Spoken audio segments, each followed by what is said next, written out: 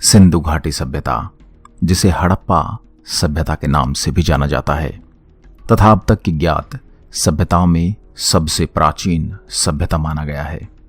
एक ऐसी सभ्यता जिसकी खोज 1921 में हुई, जो 2500 ईसा पूर्व से 1500 ईसा पूर्व तक रही तथा 1500 ईसा पूर्व के आसपास इस सभ्यता का पतन हो गया। आज हम इस सभ्यता से जुड़े 100 महत्वपूर्ण तथ्यों के बारे में बात करेंगे, जो आपके आने वाले कंपटीशन एग्जाम और परीक्षाओं में महत्वपूर्ण साबित हो सकते हैं। तो चलिए जानते हैं हड़प्पा सभ्यता या सिंधु घाटी सभ्यता के बारे में महत्वपूर्ण तथ्य। हड़प्पा सभ्यता के प्रथम अवशेष हड़प्पा नामक स्थान से प्राप्त हुए थे।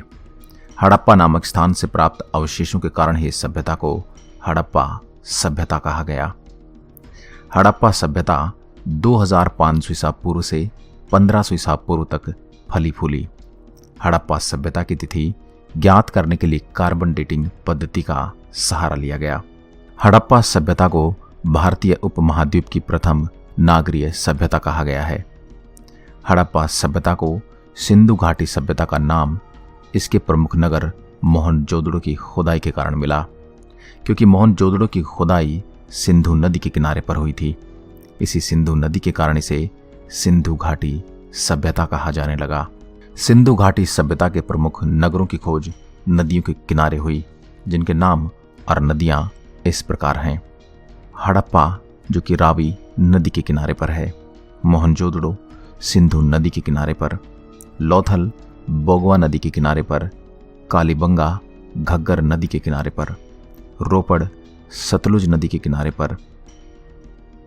आलमगीरपुर हिंडन नदी के किनारे पर। कुणाल सरस्वती नदी के किनारे पर। बनवाली सरस्वती नदी के किनारे पर। चन्हुदड़ो सिंधु नदी के किनारे पर। सिंधु घाटी सभ्यता का विस्तार उत्तर में जम्मू से लेकर दक्षिण में नर्मदा के किनारे तक और पश्चिम में बलूचिस्तान के मकरान समुद्र तट से लेकर उत्तर पूर्व में मेरठ तक था। सिंधु सभ्यता का क्षेत्रफल 12,99,600 वर्ग किलोमीटर तथा आकार त्रिभुजाकार था। सिंधु सभ्यता मिस्र सभ्यता से भी बड़ी सभ्यता थी। सिंधु घाटी सभ्यता को कांस्य युगीन सभ्यता भी कहा जाता है। सिंधु सभ्यता के नगर तथा उनके खोजकर्ताओं के नाम इस प्रकार हैं। हड़प्पा नगर की खोज दयाराम साहनी। मोहनजोदड़ो की खोज राम लद्दाख बनर्जी। लोथल की खोज रंगनाथ राव। कालीबंगा की खोज ब्रजवासी लाल अमलानंद घोष।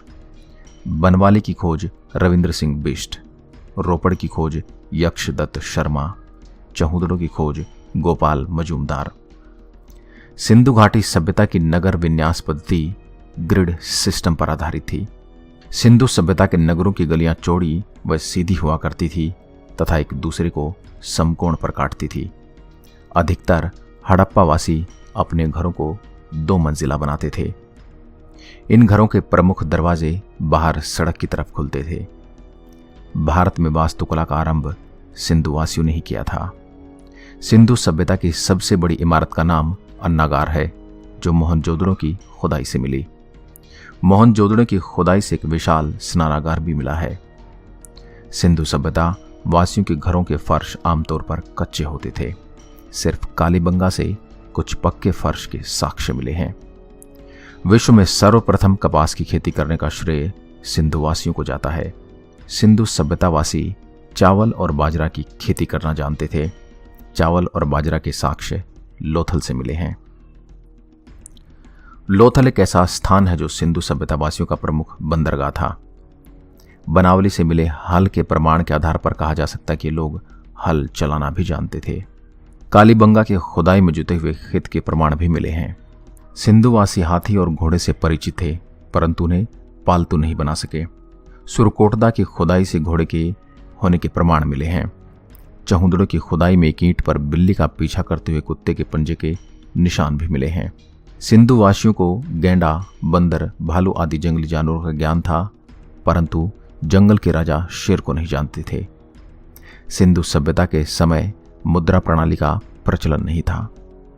यह लोग क्रय विक्रय वस्तु विनिमय आधार पर किया करते थे, यानी वस्तु के बदले वस्तु।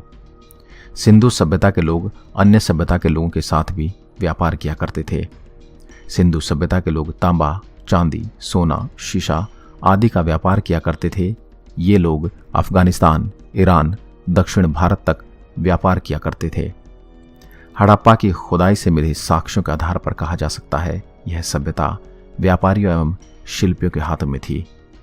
सन 1999 तक सिंधु सभ्यता के 1056 नगरों की खोज हो चुकी है। 1056 नगरों की खोज के कारण ही सभ्यता को नगरीय सभ्यता कहा गया। सिंधुवासी अपनी आभूषणों में सोना, चांदी, तांबा धातु का प्रयोग करते थे। साथ ही यह लोग कीमती पत्थर से बने आभूषणों को भी बहुत चाव से पहनते थे। सिंधु सभ्यता के लोग मंदिर नहीं बनाते थे। ऐसा इसलिए कहा जा सकता है क्योंकि अब तक की खुदाई से एक भी मंदिर के प्रमाण नहीं मिले हैं। हड़प्पावासी मुख्य रूप से कुबड़ सांड की पूजा करते थे। हड़प्पावासी वृक्षों की भी पूजा करते थे। खुदाई से मिले पीपल एवं बबूल के पेड़ों के साक्ष्यों के आधार पर ऐसा कहा जा सकता है। सिंधुवासी स्वास्तिक चिन्ह बनाना जानते थे। मोहनजोदड़ो की खुदाई से एक मोहर पर स्वास्तिक चिन्ह के निशान मिले हैं। सिंधु सभ्यता की लिपि भाव चित्रात्मक थी। सिंधु लिपि को पढ़ने का सर्वप्रथम प्रयास L.A. वडेल ने किया था। सिंधु सभ्यता की लिपि को अब तक समझा नहीं जा सका है। सिंधुवासी लिखते समय चिड़िया, मछली, मानवकृति आदि का प्रयोग करते थे। सिंधु लिपि दाएं से बाएं लिखी जाती थी। सिंधु सभ्यता को प्रोहिस्टोरिक युग माना गया है। सिंधु सभ्यता के मुख्य निवासी द्रविड़ और भूमध्य सागरीय लोग थे। सिंधु सभ्यता के सर्वाधिक स्थल गुजरात में खोजे गए हैं। सिंधु सभ्यता वासियों के मन के बनाने के लिए कारखाने लगा रखे थे। कारखानों के साक्ष्य लोथल और चहुदरों से प्राप्त हुए हैं। सिंधु सभ्यता की मुख्य फसलें गेहूं और जौ थी। सिंधु सभ्यतावासी तौल की इकाई में 16 का अनुपात रखते थे। सिंधु सभ्यता के लोग धरती की पूजा करते थे। ऐसा माना जाता है कि सिंधुवासी अपने खेतों की उर्वरक शक्ति बढ़ाने के लिए धरती माता की पूजा किया करते थे। सिंधु सभ्यतावासी मातृ देवी की पूजा करते थे। सिंधु सभ्यता मातृ प्रधान सभ्यता थी। कहा जाता है कि पर्दा प्रथा सिंधु सभ्यता में प्रचलित थी। क्षेत्रफल की दृष्टि से मोहनजोदड़ो सिंधु सभ्यता का सबसे बड़ा नगर था। हड़प्पा कालीन स्थलों की खुदाई से मिले प्रमुख साक्ष्य के आधार पर कहा जा सकता है हड़प्पावासी कुशल कारीगरी करना जानते थे। हड़प्पा नगर की खोज 1921 में दयाराम साहनी द्वारा की गई थी। हड़प्पा की खुदाई के कुछ महत्वपूर्ण चीजें प्राप्त हुई हैं, जैसे शंख का बना हुआ बैल, नटराज की आकृति वाली मूर्ति, पैर में सांप दबाए गरुड़ का चित्र, मछुआरे का चित्र आदि। मोहनजोदड़ो की खोज 1922 में राम लद्दाख बैनर्जी द्वारा की गई। मोहनजोदड़ो की खुदाई से कुछ महत्वपूर्ण चीजें मिले हैं, जैसे पक्की ईंट, कांसे की एक नर्तकी की मूर्ति, सीढ़ी आदि के साक्ष्य मिले हैं। मोहनजोदड़ो को मृतकों का टीला भी कहा जाता है। सिंधु सभ्यता के प्रमुख नगर लोथल से भी महत्वपूर्ण साक्ष्य मिले हैं। लोथल से बत्तख, बारहसिंगा, गोरिल्ला, दो मुंह वाले राक्षस के अंकन वाली मुद्राएं प्राप्त हुई हैं। सिंधु सभ्यता एक प्रमुख नगर कालीबंगा है, जो घग्गर नदी के किनारे राजस्थान में स्थित है। कालीबंगा का शाब्दिक अर्थ काली चूड़ियां हैं। कालीबंगा से विकसित हड़प्पा सभ्यता के साक्ष्य मिले हैं। जुते हुए खेत, सरसों के साक्ष्य से भी कालीबंगा से प्राप्त हुए हैं। एक सींग वाले देवता के साक्ष्य भी कालीबंगा से मिले हैं। सिंधु सभ्यता में मानव के साथ कुत्ते को दफनाने की भी प्रथा प्रचलित थी। ऐसी एक कथा के साक्ष्य रोपड़ से प्राप्त हुए हैं। हरियाणा के बनावली से हल्की आकृति वाला खिलौना प्राप्त हुआ। अच्छे किस्म के जौ भी यहीं से प्राप्त हुए। सिंधुवासी खेलों में रुचि रखते थे। सिंधुवासी शतरंज का खेल जानते थे। सिंधु सभ्यता को सिंधु सरस्वती सभ्यता के नाम से भी जाना गया। ऐसा इसलिए कहा जाता है क्योंकि सरस्वती नदी के किनारे भी इस सभ्यता के साक्ष्य मिले हैं। प्रथम बार कांसे के प्रयोग के कारण इस सभ्यता को कांस्य युगीन सभ्यता कहा जाता है। सिंधु सभ्यता वासियों का प्रमुख व्यवसाय कृषि पर आधारित था। यह लोग जो बाजरा, चावल, कपास आदि की खेती किया करते थे। हड़प्पा में पक्की मिट्टी की स्त्री मूर्तिकाएं काफी भारी संख्या में मिली हैं। एक मूर्ति में स्त्री के गर्भ से निकलता एक पौधा दिखाया गया है। विद्वानों के अनुसार यह पृथ्वी देवी की प्रतिमा है। अब तक ज्ञात खुदाई में मात्र 3% हड़प्पा सभ्यता की खोज की गई है। लोथल से युगल शवाधान का साक्ष्य मिला है। साक्ष्य के आधार पर कहा जा सकता है कि हिंदू सभ्यता में सती प्रथा का प्रचलन था। सिंधु सभ्यता में भक्तिवाद, पुनर्जन्म आदि के साक्ष्य मिले हैं। हड़प्पा नगर वासियों के अधिकतर घर पक्की ईंटों से बने होते थे। सिंधु सभ्यता में फलों की खेती बहुत कम मात्रा में होती थी। बनावली से मिले बैलगाड़ी के खिलौने के साक्ष्य के आधार पर कहा जा सकता है कि लोग खेती के लिए बैलगाड़ी का प्रयोग किया करते थे। हड़प्पा संस्कृति प्रगति का मुख्य कारण वहां के लोगों का आत्मनिर्भर होना था। सूत्रों के अनुसार हड़प्पा घाटी के अधिकांश लोगों का जीवन समृद्ध था। हड़प्पा में संसाधनों के एकत्रीकरण की व्यवस्था ही संस्कृति के विकास का कारण बनी। इस सभ्यता की समकालीन सभ्यता मेसोपोटामिया थी। हड़प्पा तथा मोहनजोदड़ो में असंख्य देवियों की मूर्तियां प्राप्त हुई हैं। ये मूर्तियां मातृदेवी या प्रकृति देवी की हैं। यहां हुई खुदाई से पता चलता है कि हिंदू धर्म की प्राचीन काल में कैसी स्थिति थी। हिंदू घाटी की सभ्यता को दुनिया की सबसे रहस्यमयी सभ्यता माना गया है, क्योंकि इसके पतन के कारणों का अभी तक कोई खुलासा नहीं हुआ। चार्ल्स मैसन ने वर्ष 1842 में पहली बार हड़प्पा सभ्यता की खोज की। इसके बाद दयाराम साहनी ने 1921 में हड़प्पा की आधिकारिक खोज की थी। हड़प्पा से कई ऐसी चीजें मिली हैं जिन्हें हिंदू धर्म से जोड़ा जा सकता है। पुरोहित की एक मूर्ति, बैल, नंदी, मातृदेवी, बैलगाड़ी और शिवलिंग आदि हिंदू धर्म के प्रतीक हैं। 1940 में खुदाई के दौरान पुरातात्विक विभाग के MS वत्स को एक शिवलिंग मिला जो लगभग 5000 साल पुराना है। मोहनजोदड़ो को सिंध का बाग भी कहा गया है।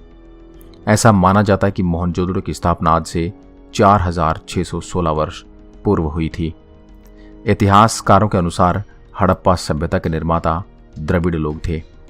इतिहासकारों के अनुसार सबसे पहली बार कपास उपाजने का श्रेय हड़प्पा वासियों को ही दिया जाता है। हड़प्पा सभ्यता से प्राप्त मोहरों को सर्वोत्तम कलाकृतियों का दर्जा प्राप्त है। हड़प्पा वासी मिट्टी के बर्तनों पर लाल रंग का प्रयोग किया करते थे। मोहनजोदड़ो से प्राप्त विशाल स्नानागार में जल के रिसाव को रोकने के लिए ईंट के ऊपर जिप्सम के गोरे के ऊपर चारकोल की परत चढ़ाई गई थी, जिससे पता चलता है कि वे चारकोल के संबंध में जानते थे। पुरातात्विक विभाग के सर्वे के अनुसार हड़प्पा काल के अंतिम समय में हड़प्पा घाटी के लोग कई बीमारियों से जूझ रहे थे। अंतिम समय में सिंधवासी मुख्य रूप से कार्नियोफेशियल मानसिक आघात नामक बीमारी से ग्रसित थे। यह बीमारी तेजी से फैल रही थी। कहा जाता है कि हड़प्पा घाटी के लोग आर्थिक रूप से समृद्ध होने के बावजूद भी स्वस्थ नहीं रहते थे। 1500 ईसा पूर्व के आसपास सिंधु सभ्यता का पतन हो गया।